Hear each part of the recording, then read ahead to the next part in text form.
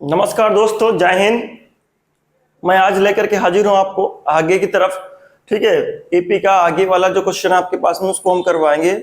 आप भी बने रहिए, ठीक है। और अगर आप चैनल में नए हैं तो चैनल को सब्सक्राइब कर दीजिए, बेल आइकन को दबा दीजिए, जिससे आपको वीडियो जैसे अपलोड हो आपको मिलती रहे। ठीक है, डेली अपलोड होती है, डेली आपको वीडियो मिलती रहे। चलिए हम डिस्कस करते हैं। आपका समय ना बर्बाद करते हुए हम डिस्कस करते हैं प्रश्न आपकी तरफ। तो प्रश्न हमारे पास कहता है कि ऐसे प्रथम 40 धन पूर्णांकों का योग आप बताइए। ठीक है, ऐसे प्रथम 40 धन पूर्णांकों का योग ज्ञात कीजिए जो 6 से विभाज्य हो आपके पास में। हमें क्या कह रहा है कि हमको ऐसे प्रथम 40 धन पूर्णांकों का योग ज्ञात करना है जो 6 से विभाज्य हो। बेटा 6 से विभाज्य हो, ठीक है। तो 6 से विभाज्य होना चाहिए प्रथम 40 धन पूर्णांकों का योग। तो जो 6 से विभाज्य होंगे आपके पास में, तो वो कौन कौन से होंगे? ठीक है, 12 नंबर में सवाल कर रहा हूं बेटा, प्रश्नावली 5.3 के कह रहा है कि ऐसे प्रथम 40 धन पूर्णांकों का योग ज्ञात कीजिए जो 6 से विभाज्य हो। तो 6 से विभाज्य होने वाले, तो 6 से विभाज्य 6 भी होगा, 12 भी होगा, फिर उसके बाद 12 के बाद 18 भी होगा, फिर उस तरीके से आपके पास में 18 के बाद 24 भी होगा, डॉट डॉट करके। कितने कितने धन पूर्णांक होने चाहिए? 40।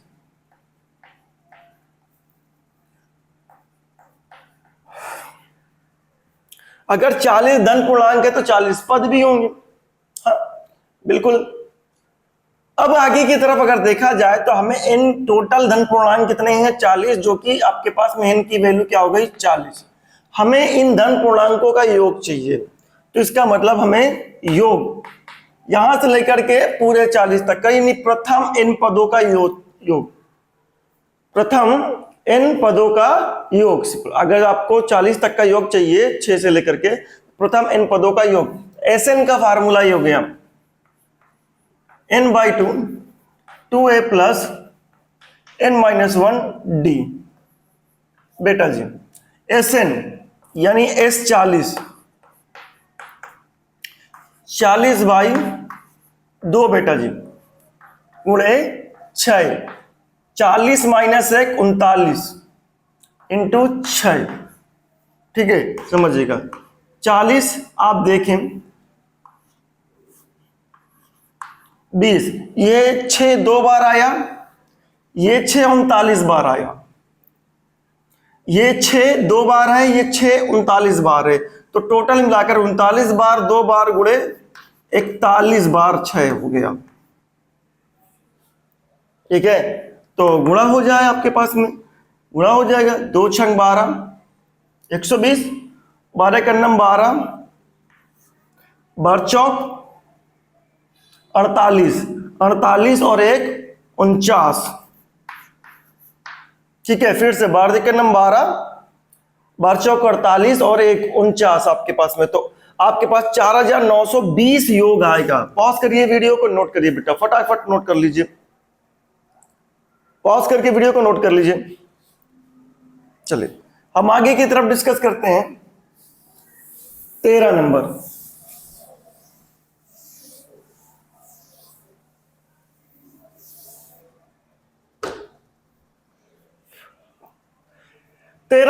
आपके पास सवाल कह रहा है 8 के प्रथम 15 गुणजों का योग ज्ञात कीजिए। 8 के प्रथम 15 गुणजों, गुणजों मतलब आपके पास में 8 के गुणज।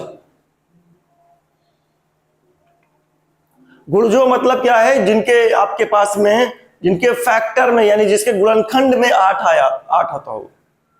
8 के गुणज मतलब 8 आपके पास गुणनखंड में 8 आता हो, सिंपली। या तो आप ये समझ लीजिए जो 8 से विभाजित होंगे वही 8 के गुणज होंगे। भाई अगर गुणज है 8 है, उसमें तो 8 से विभाजित होगा। तो सिंपली आप ध्यान रखिए, जो 8 के गुणज है वो 8 से विभाजित है। तो 8 से विभाजित है तो 8 हो गया, खुद 16 हो गया, खुद आपके पास में 24 हो गया, इस तरीके से 32 हो गया, और कितने निकालने हैं, 15 तक का निकालना, योग निकालना। तो n आपके पास 15 हो गया बेटा। अब आप ये सवाल लगा लीजिए, मैं आपको इसके 13 नंबर 12 नंबर करके बता दिया हूं, ठीक है। तो एस एन का formula n/2 2a plus n-1 d ये लगेगा। एस 15 15/2 8 गुणे ये 15 में से एक गया 14 और d की वैल्यू 8 2 बार है, 8 14 बार है, तो 8 16 बार मिल गया, 2 बार और 14 बार तो 16 बार। अब इसको कैलकुलेट कर लीजिए भाई, कैलकुलेट कर लीजिए, ये 4, अब आपकी जिम्मेदारी कैलकुलेट कर लीजिए, ठीक है। ये 14 नंबर सवाल, 13 नंबर सवाल है, ठीक है आपके पास में। अब बात करते हैं, पॉज करके वीडियो को नोट करिए फटाफट। हाँ चलिए बात करते हैं हम 14 नंबर सवाल की। देखिए बेटा, अगर आपको दिख नहीं रहा है क्वेश्चन तो आप बोर्ड में बुक्स साथ में लेकर के बैठे, मैं क्वेश्चन एक्सप्लेन कर रहा हूं, आप बुक्स देखते जाइए, ठीक है। उससे आपको क्लियर, आपको समझ में आ जाएगा, ठीक है। आगे 0 और 50 के बीच, 0 और 50 के बीच की विषम संख्याओं का योग ज्ञात कीजिए। 0 और 50 के बीच में जितनी भी विषम संख्या है उसका योग निकालना बेटा, ठीक है। तो अगर मैं 0 और 50 के बीच की विषम संख्याओं का योग निकालना चाहूं तो क्या होगा। तो 0 और 50 के बीच में विषम संख्या कौन सी है, देखते हैं। 1 है, 3 है, 5 है, इसी तरीके से 50 के बीच होना चाहिए, तो 50 तो है नहीं है, 50 के पहले 49 हो गया। तो अगर काउंट करेंगे ये पूरी के पूरे, जितने आपके पास में विषम संख्या होंगी 0 से लेकर 50 तक, उतनी ही सम संख्या होंगी। तो टोटल नंबर आपके पास है 50, तो आधी विषम हो गई और आधी सम हो गई, इसका मतलब कुल संख्या विषम वाली कितनी हो गई,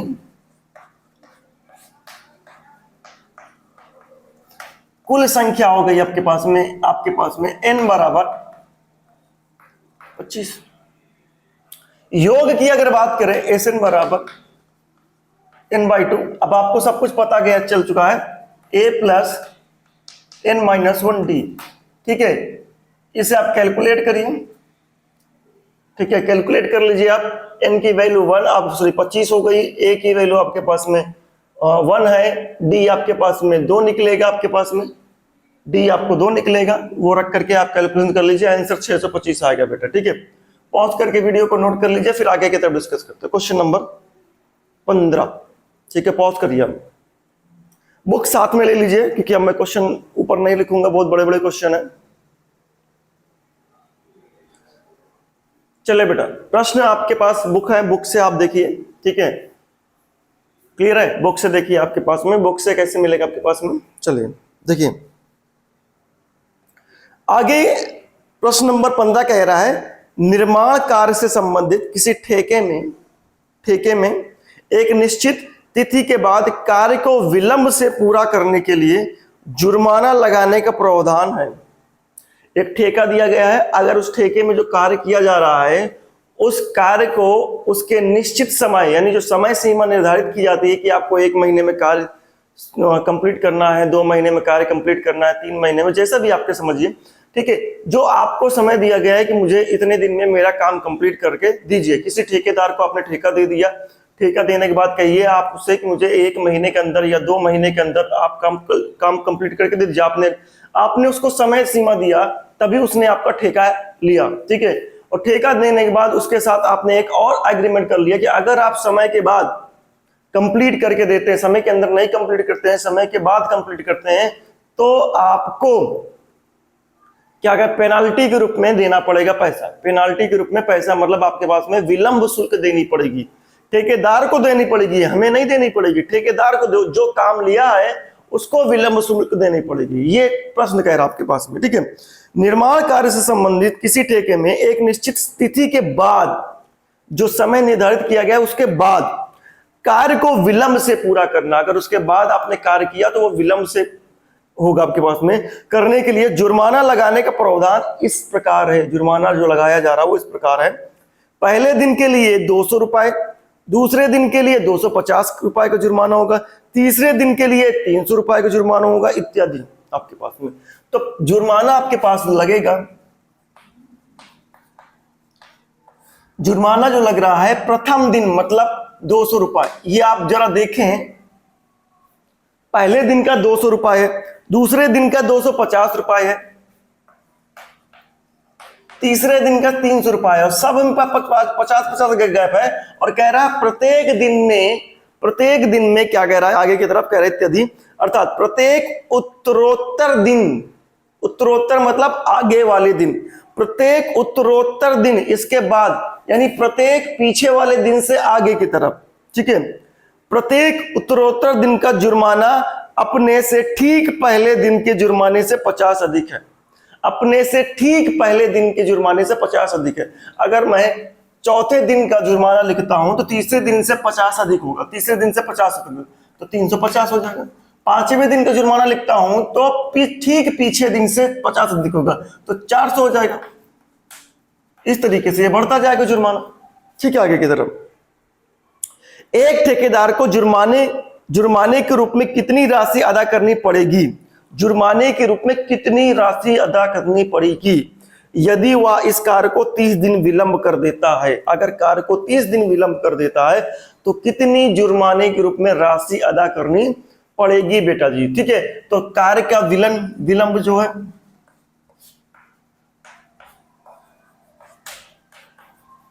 विलंब कितना है, n बराबर कितने दिन, 30 दिन, 30 दिन विलंब हो रहा। पहले दिन 200 रुपए, फिर 250, अगर 2 दिन विलंब किया तो 200 प्लस 250 कितना देना पड़ेगा, 450। अगर 3 दिन विलंब कर दिया तो 450 ये और 300 ये आपके पास में, तो 750 देना पड़ेगा। तो इस तरीके से कह रहा 30 दिन तक पूरा कितना देना पड़ेगा उसको, ठीक है। तो कुल योग निकाल लीजिए, कुल योग, कुल जुर्माना बराबर कुल योग S30, यही तो है, ठीक है। कुल योग निकाल लीजिए 30 दिन का, वही है। तो 30 दिन का कुल योग मतलब S30 आपके पास में, S30 है तो Sn में फार्मूला लगा दीजिए। Sn का फार्मूला क्या है, n/2, 2a plus n-1 d बेटा जी। Sn की वैल्यू, n की वैल्यू 30 हो गई, 30/2 बेटा जी। उसके बाद 200 प्लस 30 में से 1 गया 29, और ये d कितना है 50। चलिए अगर आप इसको ध्यान से देखें, 50 आप इसमें, ये 400 हो गया, इसको आप इसको आप 50 4 बार कह सकते हैं, 4 बार, या 8 बार हो गया, या 29 बार है, ऐसे भी कर सकते हैं। लेकिन आप मल्टीप्लाई कर भी कर सकते हैं। आपके पास सिर्फ 5 9 45 की 5, ठीक है, बचे 4, 5 दूना 10, 4 14, ये हो गया आपके पास में, ठीक है।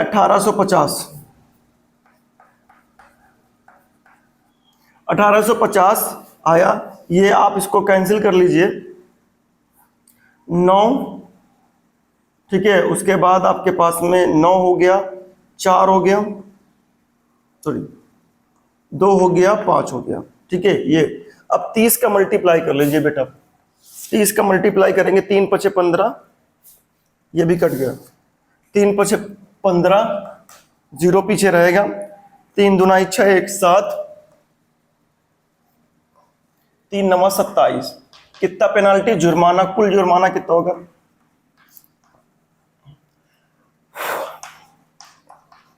कुल जुर्माना आपके पास में रुपए 27,750 होगा बेटा, ठीक है।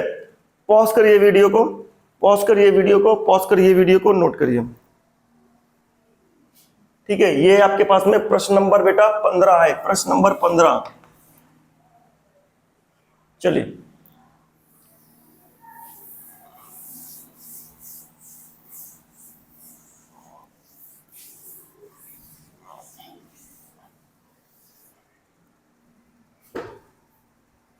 चलिए अगला क्वेश्चन आप बुक्स में पढ़िए, जब तक हम इसको सफा कर लेते हैं।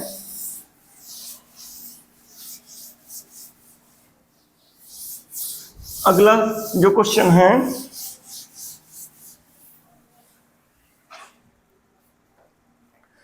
ठीक है, 16 नंबर सवाल। 16 नंबर सवाल क्या कह रहा है समझिए बेटा। किसी स्कूल के विद्यार्थी को उनके समग्र शैक्षिक प्रदर्शन के लिए 7 नगद पुरस्कार देने हैं। कितने पुरस्कार देने के लिए? 7 पुरस्कार।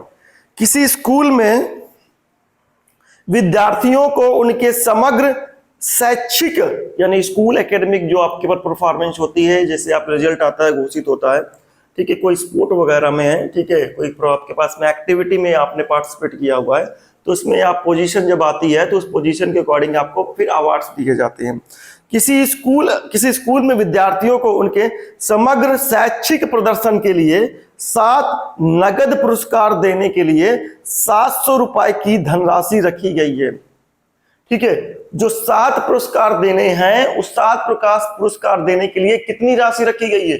700 राशि रखी गई। ठीक है, आपके पास में 7 पुरस्कार देने के लिए 700 रुपए की राशि रखी गई है। यदि प्रत्येक पुरस्कार अपने से ठीक पहले पुरस्कार से 20 रुपए कम है, अपने से ठीक पीछे वाले पुरस्कार से 20 रुपए कम है, कह रहा है यदि प्रत्येक पुरस्कार अपने से ठीक पहले वाले पुरस्कार से 20 रुपए कम है तो प्रत्येक पुरस्कार का मान ज्ञात कीजिए। तो मान लेते हैं कि भाई फर्स्ट वाला तो ज्यादा पैसा पाएगा। ठीक है, प्रत्येक पुरस्कार अपने से ठीक पहले वाले पुरस्कार से 20 रुपए कम है, यानी आगे वाला जो पुरस्कार होगा उसके पीछे वाले से 20 रुपए कम होगा। यानी मान लेता हूं प्रथम पुरस्कार मेरे पास 100 रुपए का दिया गया है, तो इसके आगे वाले का जो पुरस्कार होगा, यानी प्रथम बंदे को, यानी फर्स्ट पोजीशन वाले को आपके पास में 100 रुपए पुरस्कार दिया गया है, तो दूसरे वाले को दिया जाएगा 1 माइनस 20 कम हो जाएगा। फिर इसके तीसरे वाले को फिर 20 कम हो जाएगा, यानी 40। फिर आगे पीछे वाले को फिर 20 कम हो जाएगा, 60। ठीक है, फिर इसके बाद आगे वाले को फिर आपके पास 20 कम हो जाएगा, यानी 80। ठीक है, फिर 20 कम हो जाएगा, यानी आपके पास में 100। ठीक है, कितने पुरस्कार हो गए? 1 2 3 4 5 6। फिर उसके बाद में फिर एक कम हो जाएगा, 120। इस तरीके से आपके पुरस्कार कम होते जाएंगे बेटा जी। ठीक है, अब पुरस्कार कम होते जा रहे हैं तो जरा देखिएगा कुल कितने पुरस्कार देने हैं? 7। n की वैल्यू क्या है? 7 पुरस्कार। ठीक है, पुरस्कार जो है n बराबर 7। ठीक है, आपके पास में कुल पैसे कितने हैं? ठीक है, S7 7, यानी कुल पैसे का योग कितना है आपके पास में? 7 ही तो है, 700 रुपए है। जितना इसको इन सब के पुरस्कारों को अगर दिया जाएगा तो 700 रुपए में दिया जाएगा, यानी 700 रुपए को इसी 7 बंदों में डिस्ट्रीब्यूट कर दिया जाएगा। तो निकाल के दिया, अगर इन 7 के पैसों को जोड़ूंगा तब तो 700 आना चाहिए। इसका मतलब S7 की वैल्यू 700 रुपए है। S7 की वैल्यू 700 रुपए है। अब 700 रुपए है बेटा, तब क्या होगा? तो फार्मूला रखते हैं हम यहां पर। ठीक है, S7 यानी Sn का जो फार्मूला है n/2 2a प्लस n-1d, यही फार्मूला है Sn 7। ठीक है, आप चाहें तो यहां पास इसकी वैल्यू आप रख लीजिए यानी 7/2 बेटा, तो a की वैल्यू है x प्लस 7 माइनस 1, d कितना है? कम होता जा रहा है ना, तो माइनस का 20 कम होता जा रहा है। जब कम होती जाती है आपके पास AP, तो उसका जो डिफरेंस होता है वो नेगेटिव में होता है। तो इज इक्वल टू 700।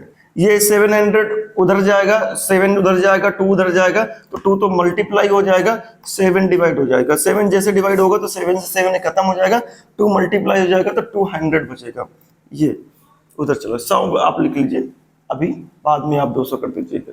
ठीक है, आप चाहे तो यहां से आप कैलकुलेशन कर सकते हैं, यहां से भी कर सकते हैं। 2 कॉमन ले लीजिए आप, 2 कॉमन ले लीजिए आप, कॉमन ले लीजिए। 2 आया यहां से, 2 आया यहां से, तो बचा कितना? यहाँ x बच गया बेटा, ठीक है, प्लस यहाँ 6 बच गया, गुणे यहाँ कितना बचा? यहाँ से 2 बाहर आया था, ये टोटल एक ही सिंगल वैल्यू है, माइनस का 10 बाहर आया था, ठीक है, ये हो गया 100। x माइनस का 100, तो x की वैल्यू आ गई 60, उधर गया 160। तो यानी प्रथम पुरस्कार कितना हो गया? प्रथम पुरस्कार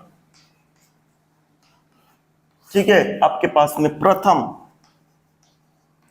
ठीक है, आपके पास में 160, ठीक है, यानी द्वितीय, ठीक है, फिर 20 कम हो जाएगा 140, तृतीय कितना 20 कम हो जाएगा, फिर आपके पास में 120, चतुर्थ पुरस्कार 100 रुपए, पांचवा पुरस्कार 80 रुपए, छठा पुरस्कार 60 रुपए, सातवां पुरस्कार 40 रुपए। इस तरीके से आप सारे के सारे पुरस्कार निकाल सकते हैं। ठीक है बेटा, आप सब्सक्राइब कर दीजिए, लाइक कर दीजिए, वीडियो को शेयर कर दीजिए दोस्तों के पास में, जिससे हम लोगों तक पहुंच सकें। मैं आपको हमेशा पढ़ाता रहूंगा, ये ध्यान रखिए, कभी ये मत सोचिए कि सर बीच में छोड़ के चले जाएंगे। मैं आपका पूरा कोर्स कंप्लीट कर दूंगा और आपकी प्रैक्टिस भी करवा दूंगा। Pause the video, note down बेटा।